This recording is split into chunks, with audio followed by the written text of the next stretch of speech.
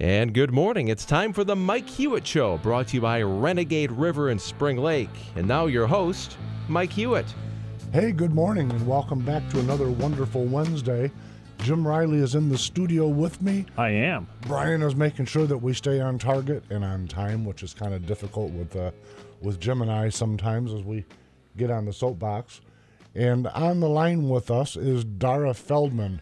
Dara Feldman is one of America's most inspiring teachers, revealing how we're treating our generation of kids. I think she's talking about education. Is that right, Dara Feldman? I absolutely am. Good morning. Good morning. Listen, I understand you're an author of a book also. I am. It's called The Heart of Education, Bringing Joy, Meaning, and Purpose Back to Teaching and Learning. Very nice. When I look back, I'm 54 now, just to put a reference on it. When I look back at my education years, of all of the teachers that I came in contact with, there are maybe two or three, one or two specific, that really jump out off the pages that I could look back and say that person really motivated, inspired me to want to learn, and probably became foundational in my politics and everything else, I might add. So, Mike, do you know what it was, the qualities about that teacher that inspired you so much? I got to tell you, there's a term I learned along the path that is probably wrong, but it's how I visualize it. I'm a mechanical learner. So if you stand in front of me and you lecture me or drone on for 2 or 3 hours, I'm likely not to pass your test and not to have a clue what you were talking about. I'm out. But if you can find a way, Dara, to get me to associate or picture it or understand the mechanics of it, I'll have it. And so those teachers that were very animated and that drew association with the items that they were, like American history as an example. I passionately love American history, and it's probably because of one specific teacher that tied it rather than dates and times and who said what to how it adds up to what we're living now. That meant a lot to me. Absolutely. Making those meaningful connections, meeting students where they're at and making it relevant is quite essential and foundational. To me, it means everything, and it goes to. I'm reading a little bit of description of you, and one of the things you refer to, or whoever wrote this for you, problem solving and creativity. In other words, things that we should be aspiring to in the classroom. To me, that equated to critical thinking. So it isn't necessarily did the student learn a single fact, but did they learn how to learn things? Am I? Absolutely. Oh, sorry. Keep going. That's okay. I just was saying, am I going in the right direction with that train of thought as to what education should be? You are. And, it's unfortunate because back in the 90s, there was this SCANS report that told us from business leaders and community what the skills were going to be needed for our kids to be successful, those 21st century skills: collaboration, creativity, communication, and critical thinking skills. And we knew that as educators. And so we created these beautiful, authentic learning experiences for our kids. And then No Child Left Behind came on the scenes. And although I think the intention was pure to elevate all students, what happened actually was the reverse. And it took the joy, meaning, and purpose out of teaching and learning. It reduced students to statistics and turned the whole education system upside down, where we went back to filling in those tiny test bubbles and teaching our kids how to fill in the blank. And we don't know what that blank's going to look like today, in 5 years, in 50 years. I'll we tell need you, to know what you're talking about. I think we're probably going down the same path, Dara, but one of the things that causes me to pause is that, well, two things. First off, when I was in school back in the 60s and the 70s, we were filling in dots and answering questions. And I think somewhere along the path, in fact, you and I touched on this in our pre-show conversation yesterday, I think somewhere along the path, education, as I interpret it, used to be a missionary cause that people would want. I want to get into education to be an educator. It was a mission.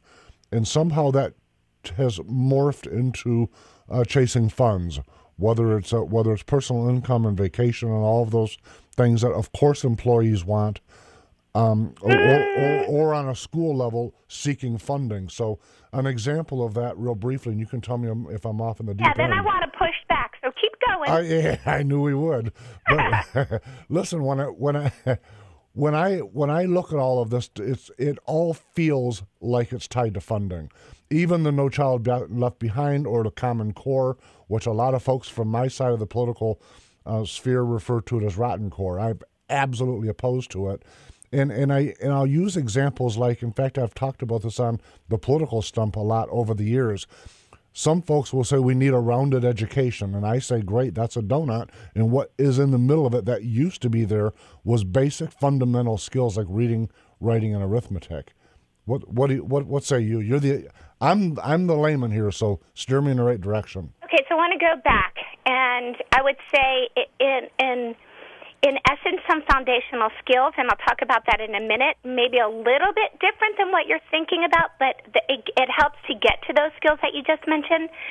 I know that I work with teachers all over the world, and it is still a vocation, right? It is still a labor of love. Trust me, no teacher goes into education to make money, because that's not what happens. And at the end of the day, when most people go home, well, probably not most people, but when many people go home from and leave their office, they go home to their family, to their fun or whatever, and teachers bring home hours and hours and hours of homework. And so it's not that the teachers are focused on the funding. It's that you hear a lot about the funding because the kids that are coming to schools these days are not coming with some of those foundational supports that we had when we were younger. I'm 52, so you and I are rocking around the same time frame. Right. So a lot of our kids are coming from single-parent households, as you mentioned in a previous show, right? And so a lot of these children are children of children.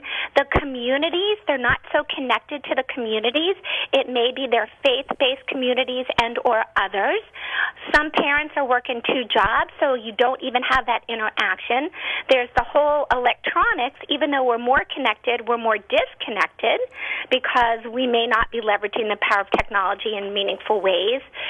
There's a lot of just some I'm gonna call it mental illness these days that we're seeing in schools.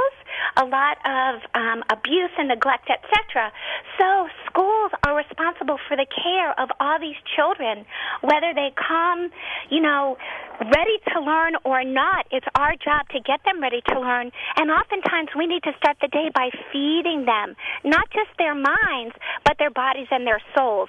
So that's why you hear a lot about money these days, because it takes more money to raise up these kids. I agree with everything you said.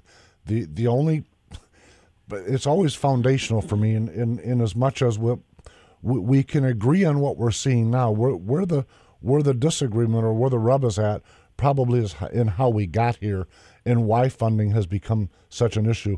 I know yesterday evening when I was talking about the 1896 reading, writing, and arithmetic book, that most master degreed people in our society nowadays would have a very difficult challenge passing. I could almost hear you rolling your eyes at me. But listen, no. But listen, No. the problem with eye it is rolls in my head. Well, I want to address that. So okay, please. So the second part of what you talked about is getting back to basics, sure. right, with the reading, writing, and arithmetic. You betcha. And I do think that those are also 21st century skills, but what's different now is not so much that people don't think that's important, but it used to be that we also focused on the how you're going to learn these skills. Sure. I agree and the with that. how hasn't changed since Aristotle's time. It's about self-discipline, determination, purposefulness, respect, cooperation, etc. And we have not focused on that in schools these days. And so that character piece, what runs the machinery of a human and an institution, we've thrown that baby out with the bathwater. That's pretty much what I focus my work on. You and I very much agree with that. And you mentioned having listened to a previous show where I talk about family. In fact, that's talked about a lot on this show, because I believe that everything else we're doing in America politically, I don't care if it's left or right or in between, is all for naught if we don't save the American family. And so I've often defended teachers by saying, you folks don't have a partner in education, and that gets worse with each generation, because parents, whether they're there or not there, each generation feels a little bit less qualified to be a partner in education. I often tell a story. There's this young man that worked for me years ago. He scored very, very high on all of the important tests and got good grades at school. And when I come in contact with him, he was sitting at a desk working in an atmosphere that I managed, and he was writing the word Chrysler, as in Chrysler Motors. He was doing it at a desk on a piece of paper. At the top of the piece of paper was a letterhead that had the Chrysler symbol with the word Chrysler printed as part of the form. He was sitting at a desk in front of a sign that had to be at least 40 foot long that said Chrysler, the word Chrysler. And he wrote on his form Chrysler, as if Christ owned this particular dealership. And my concern isn't to mock him, by the way. It's that it's okay that it's not an earth ender that he didn't know how to spell Chrysler. What I found mind-boggling is that he didn't notice that it was all over everywhere around him, but he was so absorbed in trying to work his way or hack his way through what I thought should be really simple things. And I found that a fearsome story to frankly. You know, Mike, I hear you, but I'm smiling on the other end of the line, because for me, that might have been a Freudian right-o, right? Okay. Because for him, it may be that his employer is Christ, right? Like, and so he's so focused on being a servant. You got me on that one, Dara. On being a servant of Christ, that just came there. I have to tell you, my little brother was going through some stuff. Yep.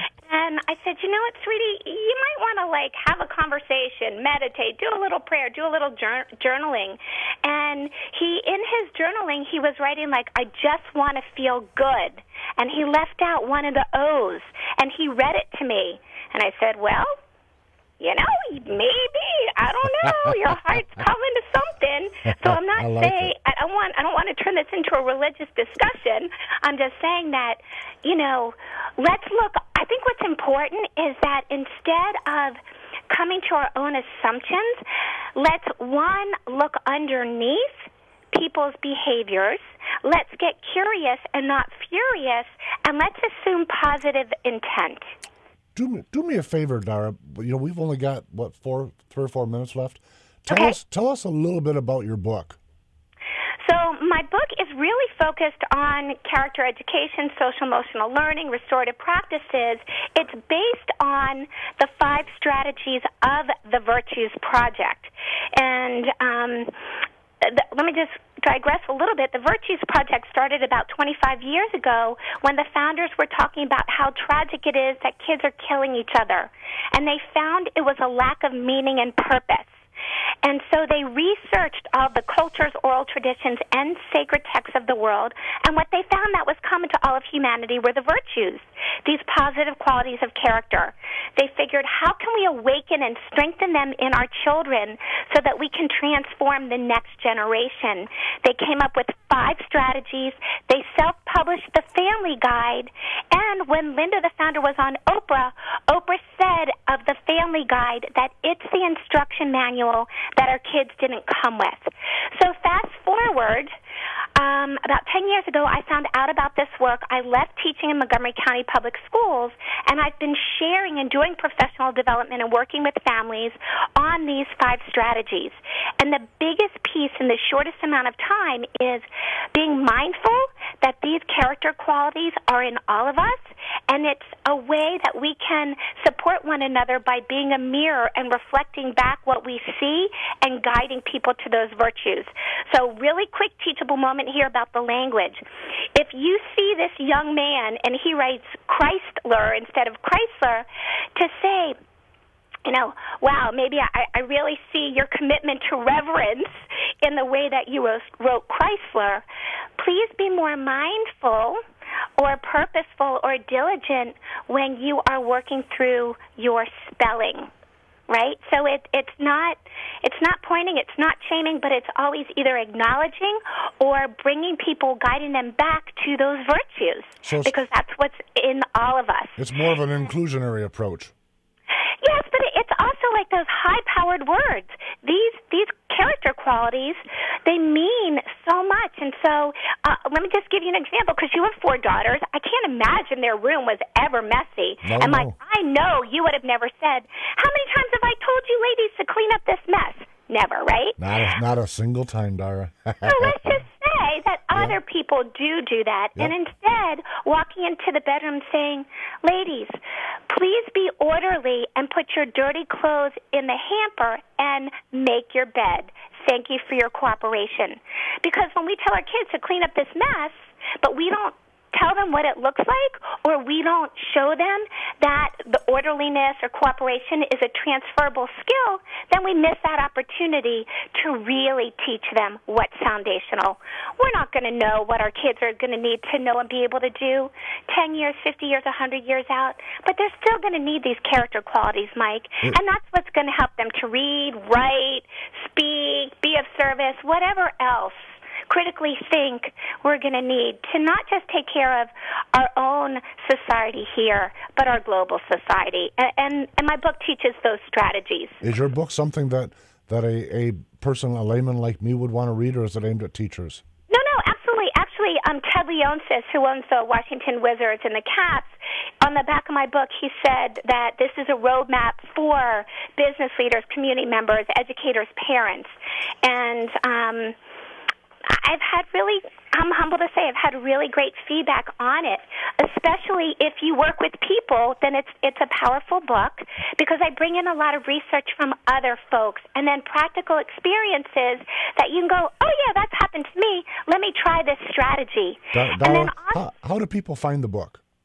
They can go to my website, DaraFeldman.com, D-A-R-A, F as in Frank, E-L-D-M-A-N.com, or on Amazon, The Heart of Education, Bringing Joy, Meaning, and Purpose Back to Teaching and Learning. One free tool is up there. If you go to virtuesproject.org, there's a bunch of different categories: education, parenting, personal, communities of faith, and you can do virtues picks. So if you want to go a little bit deeper into what these character qualities look like and have some discussions at dinner or, in the staff room, go to virtuesproject.org, do some virtues picks, and it'll be amazing how it not just changes your language, but it'll change the lens and the way that you view the world and yourself. Dara Feldman, we're out of time, but listen, keep up the great work, and I appreciate you joining with us this morning. Oh, Mike, it was an honor. Take care. Lots of love to you guys. Thank you very much, folks. All righty, take care. Bye-bye. Folks, we'll be back in a minute with Carl Jarvis, who's also an author, but a little bit more political. Be a survivor, not a statistic. Renegade River in Spring Lake has new and used handguns, hunting guns, sporting goods, and survival gear. Protect your rights and your freedom. Ask about their CPL classes. Renegade River, next to the police station in downtown Spring Lake. Welcome back to the Mike Hewitt Show. Jim Riley sitting in with me today, and also Brian Thomas keeping us on path. Listen, on the line with us, our guest today is Carl Jarvis, who is the author of The United States of Dysfunction. Carl is among today's leading non-academic experts on American constitutional history. Carl Jarvis, welcome to the Mike Hewitt Show. Thank you for having me on, Mike. Listen, you're out in Texas, aren't you? That's right. I'm in the Houston, Texas area. That means I'm getting you up pretty early in the morning. Not at all. Not at all. When we start at 9 and I'm talking to folks out west, I always kind of feel a little bit bad. But listen, I do appreciate you coming on. But let's, if we could, tell me a little bit before we get going. What was the book, The United States of Dysfunction? I assume it's nonfiction. What's its driving point or purpose? Yeah, it is nonfiction. I'm sure that a lot of us wish that it were fiction, but the real point of the book is to show historically how we got into the situation that we're in today, and more specifically than that, how our political process has been changed in ways that have led to a lot of these problems that we're having today. We can certainly elaborate on that throughout the interview. Absolutely. What do you think the number one culprit is in those changes? The biggest thing by far, without any contest, is changes to the nominating process that were made about 100 years ago. changes to the way that we nominate candidates for political office. Okay, you mean in general, or are you specifically referring to the presidency? Well, for the presidency, but if you look at the effect that it's had on the presidency, you can see a lot of those same effects in, senatorial races, House races, even in state legislative races. I think there's been a push, but actually probably from Andrew Jackson forward, but specifically after the Civil War, to steer us away from a Republican, that's small r, folks, away from a Republican form of government towards what I refer to as a French-style democracy. What say you? That's a brilliant way of putting it, actually. And the whole thing about the French style of democracy, it was sort of there was no one in between the ruler and the people. In other words, there were no intermediaries in that process, and so that's what allowed the French rulers to become dictatorial in their power. And that's a little bit of what we're seeing with the presidency today. People. It's a common thing to hear people say, well, the president has too much power, regardless of which political party you're in or who's in power. The presidency has too much power. And if you look at why that is and how it developed historically, a lot of it has to do with that hollowing out of the nominating process that we used to use to nominate those candidates. Just for listeners' benefit, Carl, tell us, what was the old, most folks know how we nominate now, but what was the old process that you're lamenting our deviation from? So the old process, you can describe it in a couple different ways. The most common way that it's described is bosses in smoke-filled rooms pick the candidates. Another way of describing it would be that party conventions nominated candidates. The way that I like to talk about it is that the convention process, including the national convention, used to serve as a representative process, a representative institution, no different than how we elect state lawmakers to pass laws. We used to choose delegates to select candidates. And the real change that happened about 100 years ago that really broke that convention system was when we started putting candidates directly on the primary ballot. It used to be that you would have a delegate's name on the primary ballot, and so the primary voters would select that delegate to go on and represent them in the process. And since we put candidates' names on the ballot, that's really led to a lot of these problems of, candidates running around, making speeches, making promises that they really have no power to fulfill. It's led to a lot of the money issues in the system because it costs so much money for a candidate to become nominated, and they have to raise all that money themselves. It's led to a lot of the name recognition and incumbency advantage that we see today as well. Now, just so folks know that are not directly engaged, there is still a fair portion of that system still in place that Carl described. And as an example, I've been the delegate to our county political party convention a number of times, and probably almost as many times to the Michigan State Republican Convention, keeping in mind that when we're talking about nominating process, it is really a party process.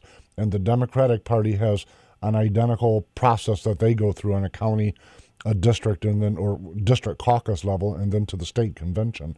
So that process is still in place. And here in Michigan, at least, we still nominate our Attorney General, our Secretary of State, and the Supreme Judiciary for the state in the same fashion as it always been done. That's interesting. I did not know that about Michigan. That's very interesting. Let me elaborate on one thing that you said, though. And this is something that I always encourage people who have never participated in that process. I always like to encourage them to get out and become a delegate. It takes a little bit of research the first time you go and do it, but it's really a very educational process, and it gives you a great appreciation for these political institutions that were created generations ago so that we would be able to govern ourselves as a free people in this country. And I think that that's a big problem today, is that not enough people partake of that process, not enough people understand it. But also, to your point, that infrastructure and that process still exists. The big problem is that in most states, even for statewide offices, and certainly when you get down to the state Senate level and below, we're not using it to nominate candidates. We're using it to pass resolutions and create party platforms, but those platforms and those resolutions are quite meaningless unless there's a selection process to choose candidates that are going to carry out those measures. I think a lot of people feel that the planks of a party, or position statements, if you will, are red meat. They're just food to feed the immediate folks that are involved. I got to tell you, I've been involved in the county party. I'm now the 2nd district chair for the Republican committee here in Michigan, and so I've been involved a long time. When I hear folks, they'll say, "Oh, is that Republican Party or is that Democrat Party going to do this or do that?" I never see it that way, folks. It's just grassroots volunteers. I'm a volunteer. I had to become a precinct delegate. That means I was on the local my township precinct ballot to become able to become a county delegate, which was a step before I could become a state convention delegate. There's a process in place because there has to be. But everyone that I'm engaged with within that arena, they're just people that care enough to do something. Tell me this, speaking of that, I've written a book, by the way. It's a task. And what motivated you to go through the process of writing this book? I wanted to say something else about what you were saying about the parties first. Is that okay? Absolutely. So, like you say, it's a huge misconception. People say the political parties are doing this, the political parties are doing that. The whole key is that these political parties really are representative institutions. I mean, if you don't like what they're doing, if you don't like the direction that things are going, I mean, there's ample opportunity to get out and get involved and shape the direction. As far as why I wrote the book, the original sort of motivation or prompt came from a series of conversations I was having close to 10 years ago now. And these were conversations with a variety of people who were sort of giving up on the system. And at that time, I'd been doing a lot of hobby reading on American constitutional history. And it really just bothered me that people were sort of throwing their hands up in the air without really understanding the process or the system that we have and without really trying to understand it at a deeper level. And so the original idea was to sort of pull all these things together into a book that would give people a renewed appreciation for this great system that we have. And then along the way, I discovered a few things, areas that could be fixed, areas that were broken, and how those areas might be fixed. And so the book changed a little bit as I was working on it. But the original idea was really just to try and renew that appreciation that we really need if we're going to remain a self-governing people. Absolutely. It is, for me, it's frustrating. There'll always, to me, what I hear is excuses, whether it's the very conservative right, or in my case, I'm thinking of this strictly from the Republican Party, viewpoint. But you'll hear the very right wing will say, okay, the Republican Party is steering too moderate, or they've become liberal, or they're rhinos or sellouts or whatever they are. So I'm not going to be involved anymore. And I think, wow, is that a self-defeating? It just mind boggles me, because really what it is there are however many different factions there are within the Republican Party. And by the way, the Democratic Party has different factions or different voices, all competing to be the majority within that party also. So when I look at it, if we're saying the moderate Republicans are winning, and you're a conservative, that's because you and the folks that agree with you are not engaging as entirely as you wish that they would. That's right, and I speak to a lot of groups, and I hear a lot of these things said over and over, and there's a lot of self-defeating beliefs that are out there. A lot of people. I mean, the most amusing one is that the whole process is controlled by big money, and there's nothing that anyone else can do about it to influence the direction. And if you look at how things work, that's simply not true.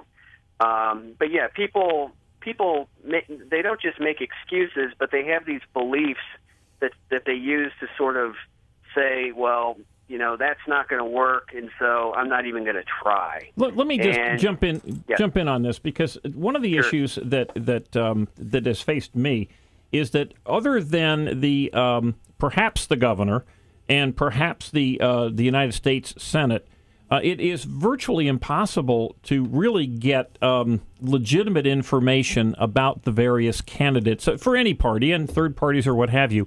Once you get below and actually even into the U.S. congressional level, but once at the state and certainly at the county, city, and the rest, taking the candidates' names off of the decision-making process and substituting them with electors, where are you going to get the information on the electors? By being involved. Well, the good news there is that you're talking about a much more local election, and I'm not sure exactly how the process works in Michigan, but here in Texas, you're talking about it starts at the precinct level, and so as a precinct delegate, you're canvassing maybe 100, couple hundred of your neighbors to get them to elect you as a delegate. No, I understand that. And so that's a very face-to-face type of process. Well, I am a precinct delegate, and I'm involved, and obviously, as Mike is. My problem is that how do we get the vast majority of those who vote who are not engaged, how do we get them knowledgeable so that they can, in fact, make an educated and wise decision when the time comes? I got to tell you, that's the whole problem, right? I mean, the only way that people get information to vote for a candidate in a direct primary is whatever piece of mail they received, whatever ad they saw on TV. It's very there's very little information that's conveyed. So how do we fix it? That's why we need to have that representative process where people are selecting other people that they trust to represent them, who then go on and are more knowledgeable, more informed, and who do the research. That's what's missing today. It is, and let me see if I can't jump in for a minute and give at least my view of it. If you ask me with my consultant hat on who's going to win a state senate or a state representative race, I'm likely to tell you the person that's going to win, let's say it's an 8 or 9 or 10 person open primary, I'm going to likely tell you that the person that's going to win will be the person that sends out the most direct mail and knocks on the most doors. And I have to tell you, folks, I don't think that that's a reasonable or logical way to elect somebody. And by comparison, we'll take the last gubernatorial race in Michigan. We now, Governor Snyder won, but during that race, I had an opportunity. And by the way, I'm not rich. I'm anything but that. I'm just a regular person that is engaged in the process. But I met with all of the candidates. I met with Michael Cox. I met with Mike Bouchard. I met with Pete Hoekstra. So I had an opinion. And I was involved, and I didn't have to be in the smoke-filled room with a Chivas Regal and a cigar. I had to be involved in the process. And the notion that a consultant can print up a bunch of slick half-page mailings and cause somebody to win versus handshaking and sitting down and saying, tell me who you really are, that's how a representative process is supposed to work, in my view. That's absolutely right. Let me add a few other factors to what you mentioned that causes people to win primaries. How much money they raise. That's all the chatter with this presidential race is how much money the candidates are raising. Number 2 is name recognition, and that usually comes from having been in a prior office or being an incumbent. And number 3 is just the general issue of incumbency in general, where you're more likely to win a congressional seat if you were already a state rep or a state senator, just because more people are going to have recognized your name, whether for good reasons or for bad. That's very true, but let me add to that point. One of the reasons you're more likely to win is that you're probably in a better position to get the endorsements from places like your state chamber of commerce and local chamber of commerce. Frankly, the local newspapers are more likely to endorse you if you've got a political history. All of those things equate to keeping in mind who votes. Typically, who's going to vote is 40-year-olds and up, at least in large numbers. and they're reading the newspaper, and they care who your local newspaper endorses or doesn't endorse. But when you're talking about money being the one of the driving forces, I think you're exactly right. But I think your point and mine dovetail, because when I, as a consultant, say the person that sends out the most direct mail is going to win, folks have to realize that if it's a state house race, at least in the Rust Belt states, a state house race for one mailing is going to cost that candidate between $5,000 and $7,000 for one mailing. And to be competitive, it typically takes 6 to 8 mailings. It's just that. That's in most of those districts represent a half a county, at least in Michigan. You start thinking, wow, that's some serious money just in direct mail. And it's, in my view, it's because the people aren't paying attention. Yep, that's exactly right. I mean, yeah, we're all talking about the same thing here, yep, for sure. Absolutely. So now listen, on the point of the book, if a person wanted to dive into your book, and by the way, I've reviewed it. I didn't read it from cover to cover, but I did pull it down. How does a person find it? Because I encourage people to get a copy and read it so they can understand the process. Absolutely, yeah. It's available on Amazon. If you want to learn more about me, my website is carljarvis.org. That's Carl with a C, Jarvis.org. And that has some other links that lead to the book on Amazon. And the book, again, is The United States of Dysfunction. Are you going to write another book? I've had a lot of people ask me that question. My answer a year ago when I finished this one was no. Yep. My answer now is maybe in close to a yes. So when I finished my first book, I said absolutely never again. I'm about 2/3 through the sequel. Okay. So, I'm going to have to check out your book too, Mike. Yeah. Once you get the bug, writing to me is, I don't want to say therapeutic, but listen, writing has become a real joy. Absolutely, and it gets easier. It does, and part of the writing fun for me now. And I write fiction, but part of what I really liked was doing the research that went into it. It was almost like being a sleuth, like a Sherlock Holmes, because you had to hunt stuff down, and I pulled a lot of a fair amount of historical reference in. My brother's reading mine. He's going, wow, I looked up those coordinates, and that's really the place. Okay, so oh wow, yeah, I had fun with that kind of thing. So, Jim, we got to get you to write a book. Gave it a shot and found out I couldn't do dialogue. No dialogue? You do dialogue in here really well. I do plenty of personal dialogue. Very hard to write the compelling dialogue, so I gave it up. Listen, Carl Jarvis, one last time, what's your website address? carljarvis.org, with Carl with a C, Jarvis. Listen, thank you very, very much for joining us so early today. And folks, absolutely. Thanks for having me on. This has been a great conversation. Thank you very, very much. Folks, we'll be back in a minute, and I'm going to dive into the Enigma report. We'll be back. Renegade River in Spring Lake wants to buy your used handguns and hunting guns. Renegade River, your hunting, camping, and survival store. Stop in and check out their new and used firearms, sporting goods, Army and Navy supplies, and survival gear. Downtown Spring Lake, next to the police station. And now off to the Enigma report with Mike Hewitt. Enigma report, Mike. It's defined as a person or a thing that is mysterious, puzzling, or difficult to understand. Let me dive right in. Obamacare is the law of the land. It's settled law is what they call it. Consider this, though. 2 people, their monthly health care premium went from $900 to $1,260, and their $1,000 deductible rose to $3,000 deductible. The math aside, we've heard it a million times. He receives a letter stating that if he chooses a gender reassignment, insurance will cover a boob job. His wife doesn't qualify.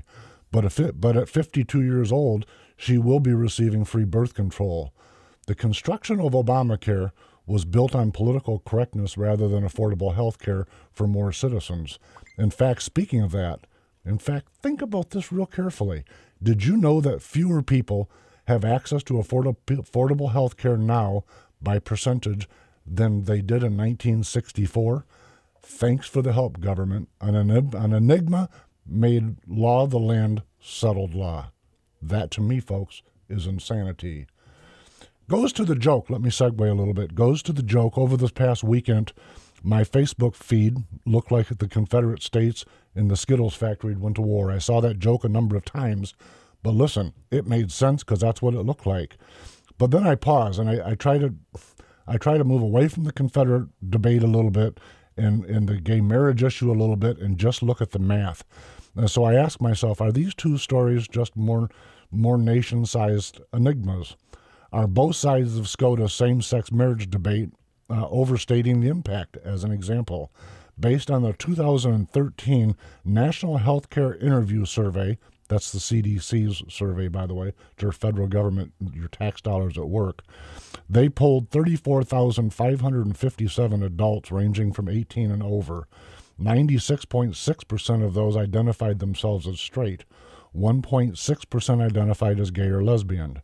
So when I drive into the numbers a little bit more, 1.8% of the men self-identified as gay, 1.5% of the women self-identify as lesbian. And listen, for me, I don't care one way or another. I genuinely don't. But when I look at the math and I look at what took place in the White House being lit up, it was as if something really monstrous took place that affected everybody. Okay, maybe it did. It's not for me to say. But when I pause and I look at those numbers that are less than 2%, the assumption that we make is that everyone within those less than 2% want to get married. I don't know if they do or not. Doesn't matter to me, honestly. But I look back, I try to drive away from the topic, and I say, well, let's look at our society in general. Last year, you've heard me talk about on this show a lot. Last year, nearly 50% of the babies were birthed by unwed mothers in America. 70%, a little bit more than that, 70% of the babies birthed in the black community were to unwed mothers. The inner city school systems are producing educational results, whether it's parents or teachers. We can get into that debate. It doesn't matter. The educational results are on par with Haiti. And it causes me to look back at those numbers and all the drama over the Supreme Court finding and say, jeepers, are we focused on the right thing? Is that the real problem? When I look at it, when I look at the greater numbers of 50% and 70% and people that are functionally illiterate and cannot fill out a job application, to me, that is a future defeating enigma. That's what that is. It's a curiosity to me that it is mind-blowing that we're focused on the minute and ignoring the big, gigantic elephant in the room. We need to get our head around it. The fact that we're not is the enigma. And listen, on the other part of that, talking about the Confederate flag, I immediately saluted the governor of South Carolina. I think she did the appropriate thing, get it off of public land. I was okay with that. But as often happens, folks always got to go one step too far. So then I'm reading a story about the mayor down in Memphis who wants to dig up the grave of a Confederate general and move him and his wife. Now I'm thinking, what is it? I mean, how far do we want to take this big, gigantic eraser and pretend like we don't have a culture? And by the way, when I think of that, I pause and say, what is if a nation has no history, it doesn't have a culture. I find those things fearsome. Call it an enigma. I think it's a step too far. That's where I stand on that. In fact, a side note, I'm reading an article where the Dukes of Hazzard car, the General Lee, is losing its trademark. By the way, I have to listen to this careful. Its trademark General Lee flag, because that's what the flag really was. Now, that issue aside, I'm going, holy mackerel, are we really worried about pulling the flag off the General Lee car? And while I was reading that article, one of those little pop-ups came up to let me know about a different article where Walmart refuses to bake a cake with a Confederate flag on it, but they didn't have a problem making a cake with an ISIS flag on it. I went, what? That, to me, folks, is an enigma. Anyhow, enough of that enigma, moving on. One of the political dramas, probably the political drama of our times, has been the drama since before our founding, and that is the balance of state and federal power. We had several presidents before George Washington, and we had a slightly different system back then. And in that circumstance, the balance of power leaned towards the states. And in the Constitution that we operate under sought to balance that power. And then the Civil War sought to prosecute it. That's really what the foundation was. We always talk about slavery, and by all means, we absolutely should never never forget that lest history repeats itself, which is part of my point, by the way, in talking about the rest of it. Let's not erase our history because we'll repeat it. But my point here is that we go through this balance of power debate for 239 years plus, and here we are still really debating it. Large percentages of the people from both parties, though, are rail against government's power. Think about this for a minute. While we're debating for 239 years the size and scope of government, left wants greater, right wants lesser, but people, actual people, real people, not the names that people talk about on TV, we're all saying, enough spying, stop it. We're sitting back going, did you really need to have a $20 trillion debt? We're asking those kind of questions. I think both parties both mindsets are saying, we have a problem. It's that old cliche, Houston, we have a problem. And yet it's the same debate, 239 years plus, about the size and scope of government. And my point with this enigma is to say we get lost in topics like the Confederate flag from 150 years ago that you and I and nobody nobody still sucking air had anything to do with. And we're lost with that while we're not dealing with education, while we're not dealing with the obvious central issue, which is the balance of power. We can't sit down and have a real honest conversation in the United States because we're lost in issues that simply, really, truly don't matter. And to me, that's an enigma. So, moving on, no matter how hard we try as parents, have we lost control of the influence that drives our children's direction? Think about that for a minute. The left controls the media, and our children are hooked up to the media constantly, almost like they're perpetually plugged into it. The pull of that force is stronger than anything we can exert, in my opinion. Telephone, computer, news, schools, everything that they're being inundated with is giving them a message that's contrary, not party politics, folks, contrary to how most people, a vast most people in America, live. And I find that's an enigma. It's a curiosity or it's a mystery to me beyond most that as parents, we're not getting control. In fact, it's one of the few times I get to quote Malcolm X. How often does a conservative constitutionalist like me get to quote him? But he says only a fool will let his enemy raise his children. And that we're doing that knowing that that's a truism, to me, is an enigma. America is a capitalist and greedy world, and yet almost half the population is subsidized, and it goes on and on and on. Folks, I'm telling you, we got to slow down and look at the topics, and if we don't, we're allowing folks to say America is a capitalist and greedy society when the facts just simply don't bear that out. These things are a problem. We need to get a hold of ourselves. And I'm telling you that the fact that we don't is an enigma. In my view, America is in desperate need of statesmen, leaders, and another smooth-talking soundbite and spin master. He's not going to help. He's going to be just a portion, or she is just another addendum to the bag of enigmas. Folks, we're going to be doing the Enigma Report every single Wednesday in the final segment. And as we go forward, please take part. We'll talk to you next Wednesday at 9 a.m. Be a survivor, not a statistic. Renegade River in Spring Lake has new and used handguns, hunting guns, sporting goods, and survival gear. Protect your rights and your freedom. Ask about their CPL classes. Renegade River, next to the police station in downtown Spring Lake.